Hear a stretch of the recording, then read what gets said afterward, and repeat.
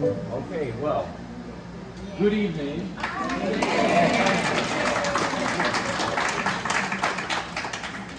Always good to be here. It's a pleasure. And so I'm Robert. Well, I think we know each other. So I wanted to start, I usually improvise in the beginning. And I wanted to do something a little unusual. And it's a story. I have so many stories, too many. So I have a friend from high school whose name is Greg Porper, and we recently got in touch again. He's a filmmaker living in Los Angeles, and he's just made a movie that I watched and enjoyed because we both share a very quirky sense of humor. It's a dark comedy. It's a cross between a horror movie and a comedy, but it's more of a comedy, really. It's called Don't Tell Larry. If you get a chance to see it, but there's this is my fault. And then it might be a scene out of the movie, but no, there's the theme song, or the music, it's this wonderfully catchy tune that's called I'm Just a Raisin. It goes like this. It's very catchy. And that pretty much repeats. And I was thinking what I'd do with that is do little short improvisations on just using that theme in the style of some different composers. They'll be short, and I'll have to ask you, and please be kind, I'll tell you, the later the composer in history, the easier it is to improvise, but still. So the earlier you go, the harder it is to pull off. And I have the right to refuse service sometimes, but I'll do my best. If you don't mind, let's just do a few of these in the style of Debussy. Okay, so okay, so.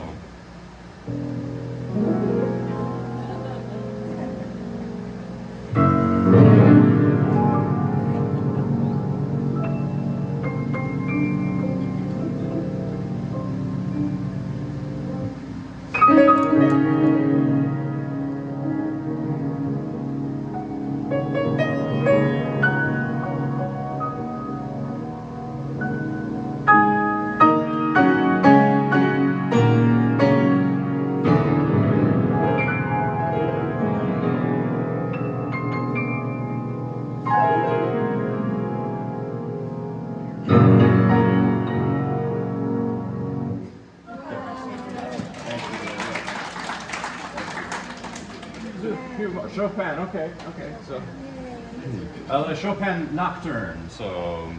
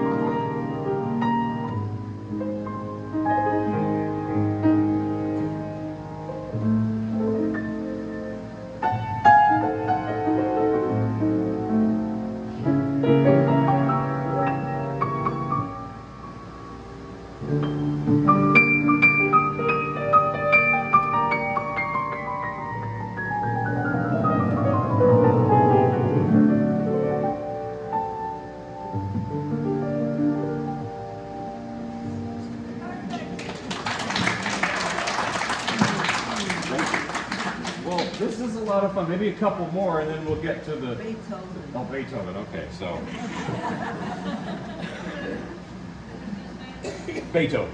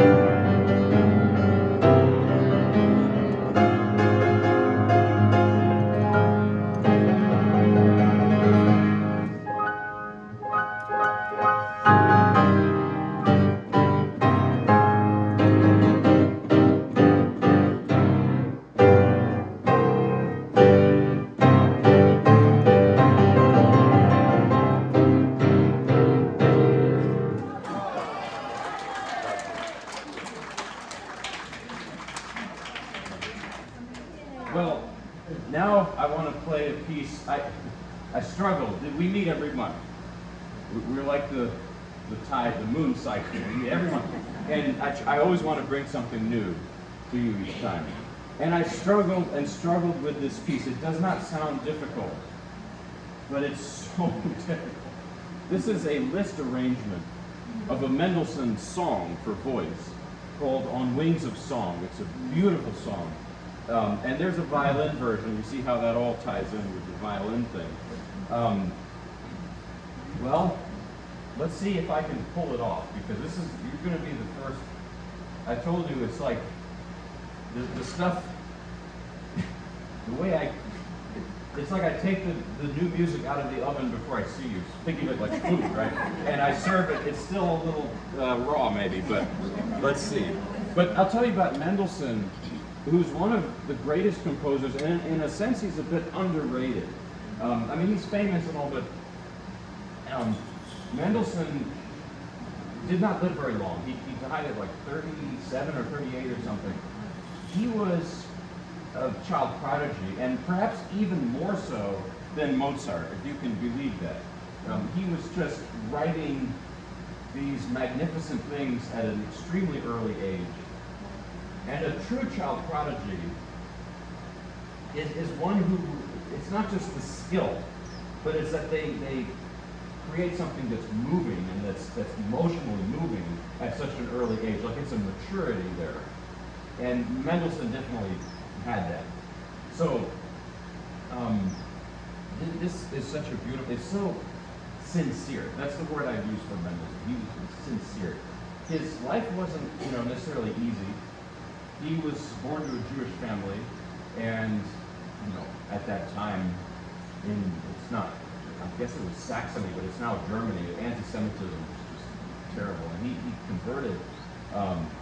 But that's a theme in his life and that of his sister too, Fanny Mendelssohn, who was a great musician herself. So let's see if I can. I'll do my best. It doesn't sound tricky. What Liszt does is he somehow puts the melody in the thumbs, and then there's all this other stuff going on, and it's just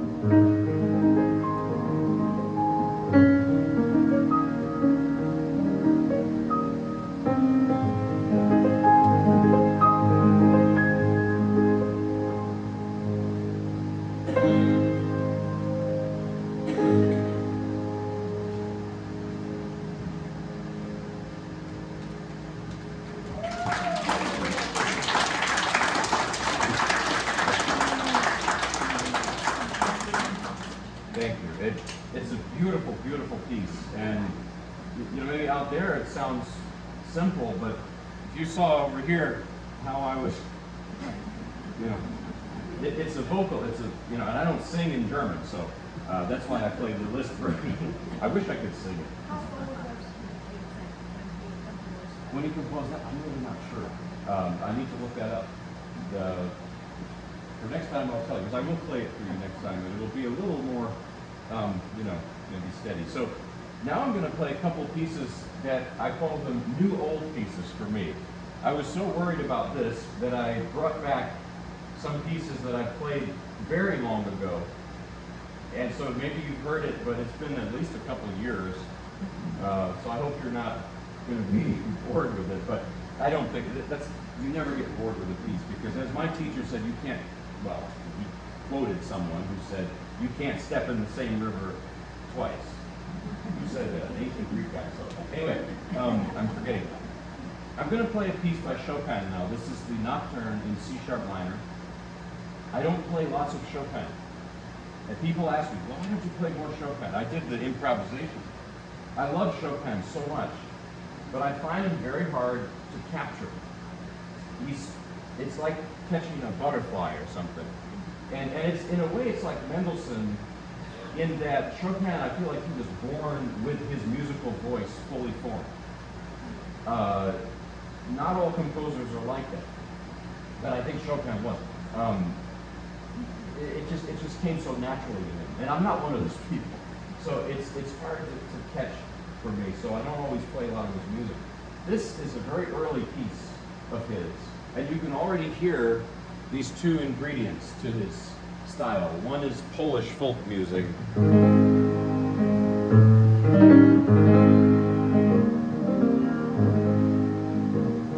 There were, you know, you can find videos on YouTube of Polish folk dancing, and the ladies wear these white and red dresses, and that is that mood for me.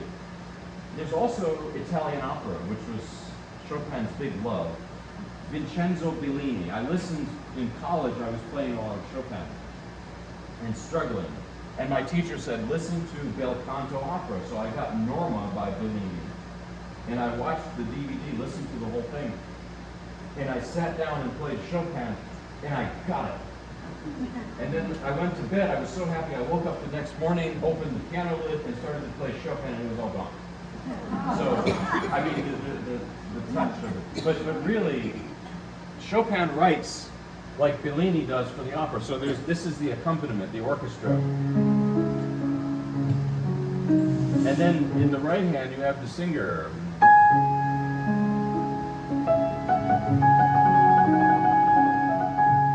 You know, it's very operatic. This piece was made famous in a movie that's about 20 years old now, called The Pianist. And it's about the life of the great Polish Jewish pianist Władysław Szpilman. You can find a recording of the actual Szpilman playing this in his older age. It's breathtaking. In fact, if you don't have to listen to me, you can just go listen to him play. Because, and this was sort of his signature piece, Szpilman. And in the movie, it comes up a lot. So here's the Nocturne in C-sharp minor by a very young Frédéric Chopin.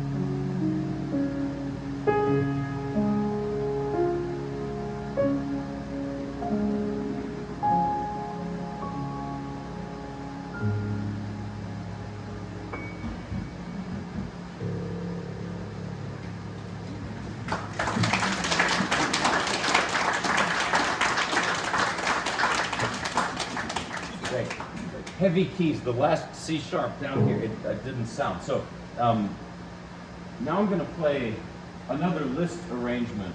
And by the way, all of these pieces, they have some violin version of them. That's why it still fits in with my violin theme, which is, I've told you many times, I'm obsessed with the violin to the point that now there's a new rule in the car, I'm not allowed to talk about the violin. It's gotten, you know, and the great violinists of the past, like Heifetz and Milstein and all that. And then number two is I'm just too lazy to learn the violin. It's too much trouble. So I play the piano still. This is the Schubert Ständchen, Serenade, and it's a late piece of Schubert. But Schubert, I don't mean to be a downer. This piece is another downer like the last one. But Schubert only lived to be 31. And he was very sick at the end, and he knew his time was limited. In his last year, he wrote so much music, just an enormous amount of music. And, you know, this is among those pieces. It's from his Schwanengesang set, Swan Song. And it's also for voice originally in the piano, but I don't sing and I don't sing in German, so I play the Liszt version. Misha Elman arranged this for violin and plays it gloriously on the violin. So let me check. My tech skills are so bad, I have to make sure that this is... Okay, it's working, you know. I just had problems with that. So, but Schubert, he doesn't beat us over the head with tragedy. It's very different. It's very light-hearted in a way. And it reminds me of this old joke, which I tell all the time because I just love it. It's, what's the difference between Germany and Austria? Well, here's the difference. In Berlin, things are very serious, but there's hope. In Austria and Vienna, things are not so serious, but there's no hope. And that is actually how I see Schubert. That things are not so serious, but there's no hope. You know, I used to joke with friends growing up, how would Beethoven and Schubert react to being dumped by a romantic partner? So Beethoven would probably react something like this. How dare she, you know? But Schubert would probably just sit back in his chair and say, well, what could I do? Too bad. It was nice while it lasted. Like, they're just different. And that's, I think, what makes Schubert so heartbreaking, is because it's this mix of laughter and tears, this lightness. Vienna is the city of the waltz, and this is not a waltz, but it has this lilt to it. You know, I read that Schubert had some heritage, Silesia, I think it's like near Hungary, and so he was part Eastern European too, which is interesting. Vienna is further east than Prague, and it used to be Austro-Hungary. So it was a kind of melting pot of sorts. It's not just one monolithic, you know, thing. So I feel that in this music as well. Here's the Schubert Serenade, Ständchen, arranged by Liszt. Liszt did a great thing by doing this arrangement, and many others. Schubert died very poor and completely unknown. He even didn't have enough money to eat. And Liszt, you know, found his music somehow. He came across it. And he did these arrangements, and when he was a young touring virtuoso, and Liszt, you know, Lisztomania was the thing, he played this in all his concerts and brought Schubert to people's attention. And to this day, Schubert we consider him, as we should, one of the best of the best. So I think even Horowitz said maybe he was the best. So.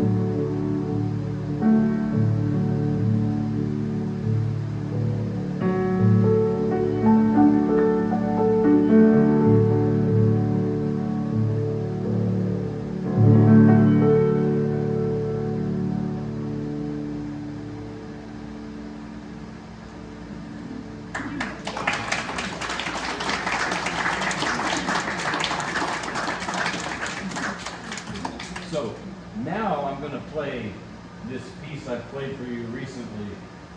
Heavy, heavy stuff. And I told you that joke about what's the difference between Germany and Austria.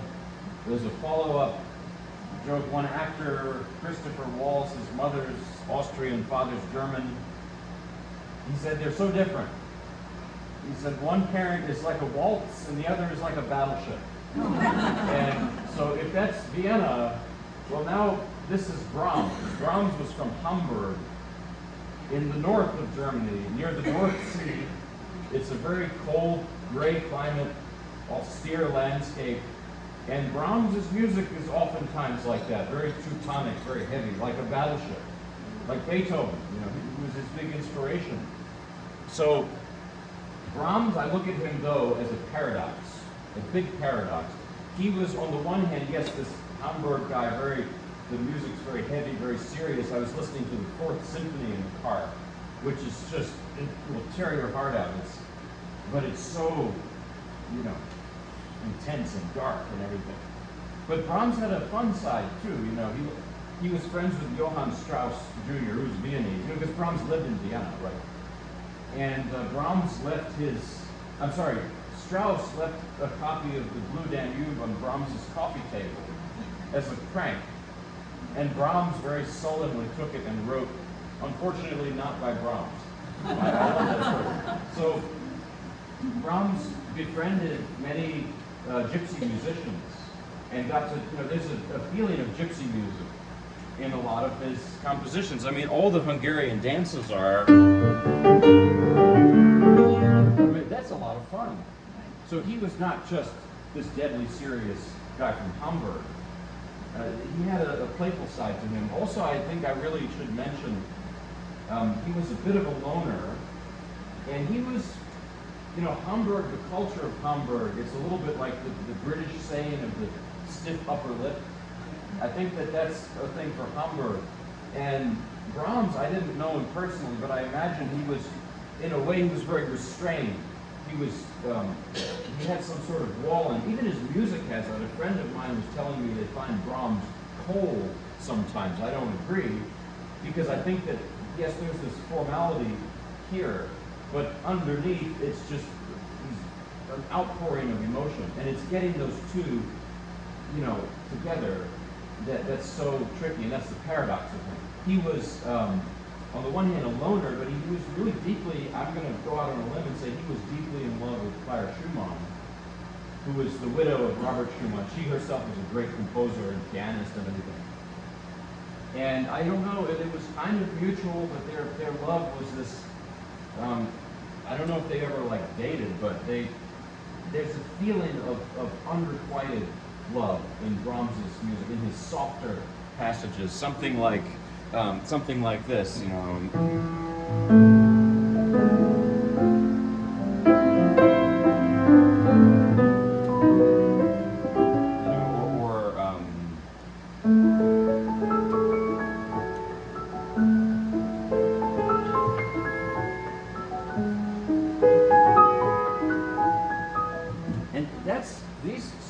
passages are pretty rare in this crazy fire and brimstone piece. This is the first book of variations on a theme by Paganini.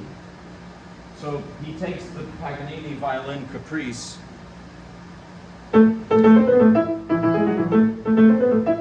Now each variation goes further and further and further away from Paganini, and by the end you just hear Brahms completely. So he wrote this initially as a set of finger exercises, very sadistic finger exercises. And then he liked what he heard, and he turned it into this piece. So here it is. It's just brutal to play. It's difficult. So here it is. It's like a battleship.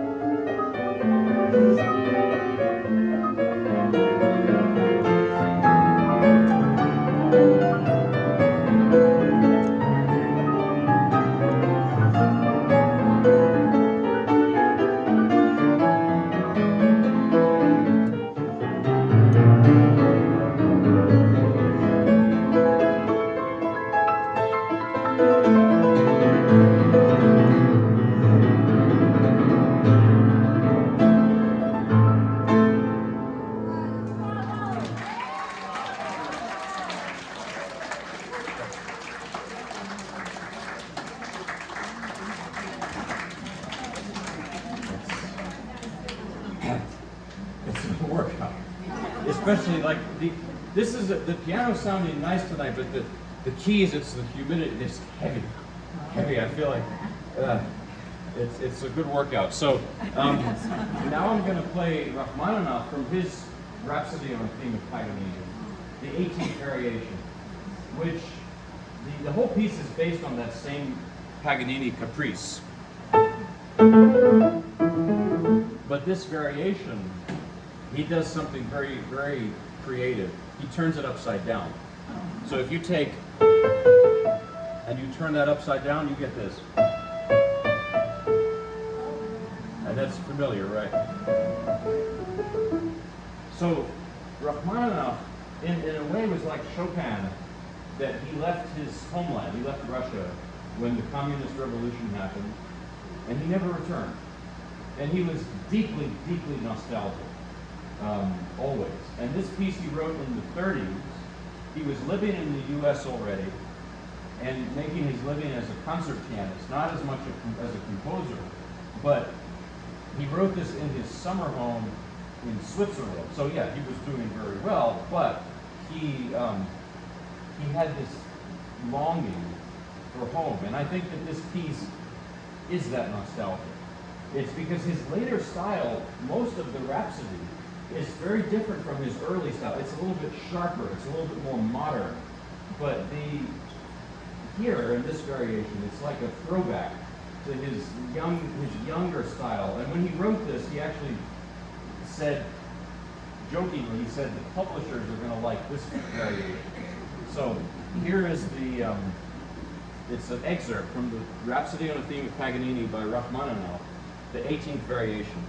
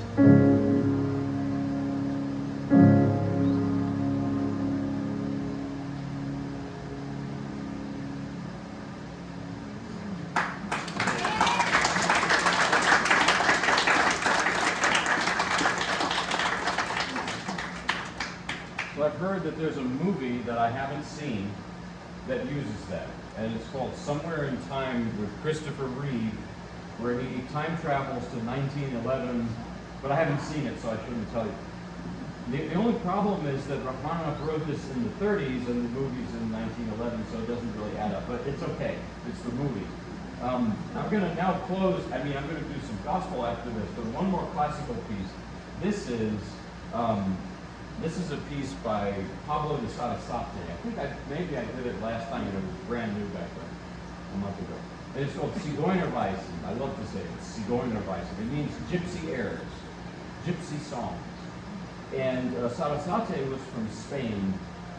You know, I had this very long conversation with a friend of mine who's a musician, and we play together little jazz. I don't really play jazz, but we play sort of, you know, jazzy. And we played something by Piazzolla, Oblivion. It's a Argentine tango. It's so beautiful.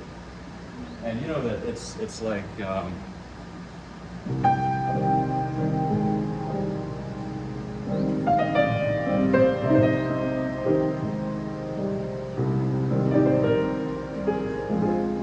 maybe next time I'll do this. But we were talking about it, and I said, you know, it sounds like a bit like Russian music. And I know a lot of my mother's Russian friends. My mother's from Russia. A lot of her Russian friends are crazy about tango. But, you know, Argentina is so far away. Well, you know, well, first of all, we're all more similar than we're different. But I think that there's some common root here.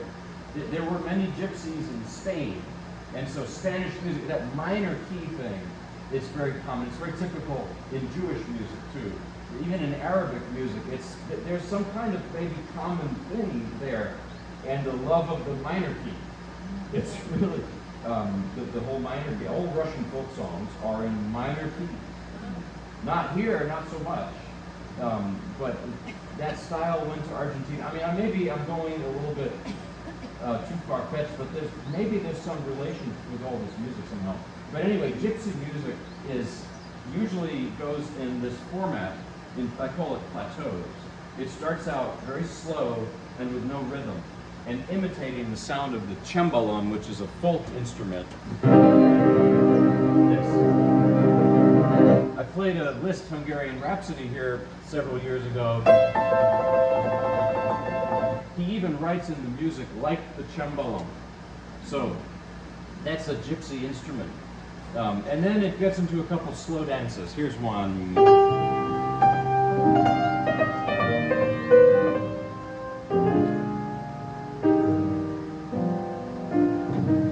And then another one. It's so beautiful.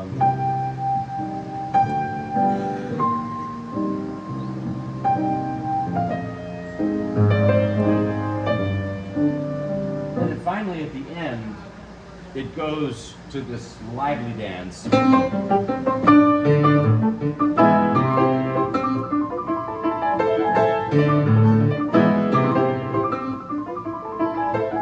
it ends in that manner.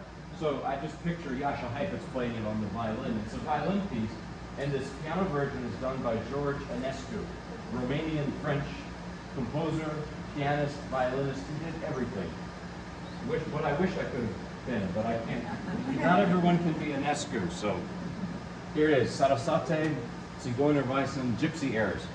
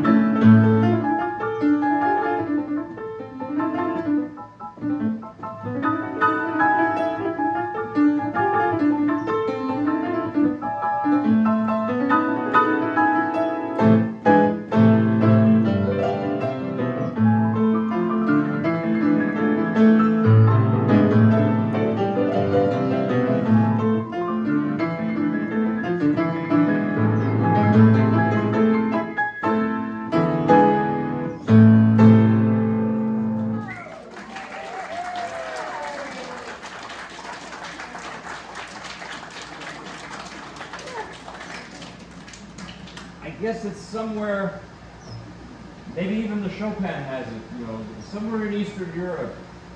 Gypsy music, Polish music, Russian music, Jewish music, there's something, tango somewhere, there's something, but maybe I'm being crazy saying it. Okay, now I'm going to do something a little, very different, and it's gospel. I'm going to play first a spiritual. We are climbing Jacob's ladder. It's a wonderful spiritual. It was even sung not only as a religious piece, but also as a protest song. Pete Seeger sang it, Paul Robeson sang it. A lot of these gospel songs with their, especially the spirituals, with their symbolism and allusion to freedom, resonated and continue to resonate. Because, this, what I just played, it's a gypsy piece. Well, in Europe, for so many years, that was such a marginalized group. And Jewish people, so many groups that are discriminated against. And in this country, the African American community produced these spiritual, this gospel music, and then jazz grew out of that, and the blues and everything. So it's just, there's a similarity in that, I guess. So here is, we are climbing Jacob's ladder.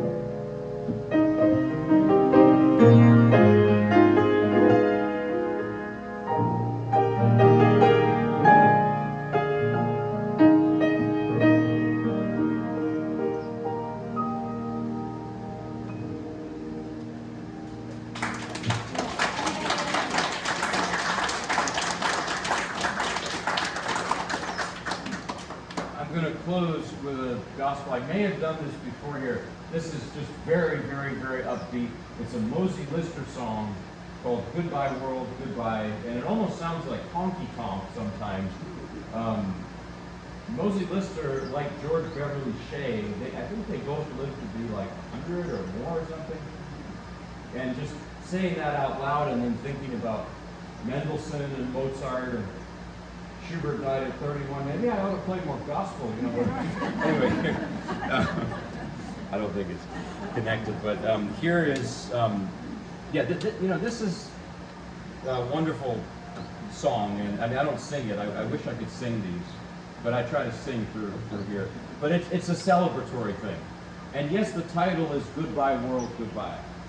But think about, I love the word celebration of life as opposed to funeral. That's what this is. It's a celebration of life. So here it is.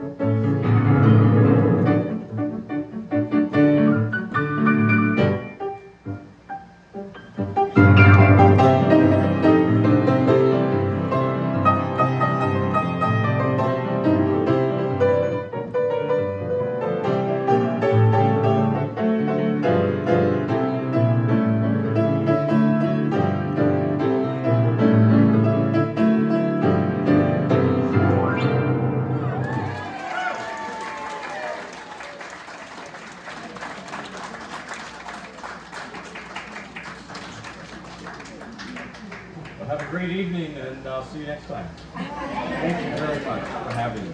Thank you.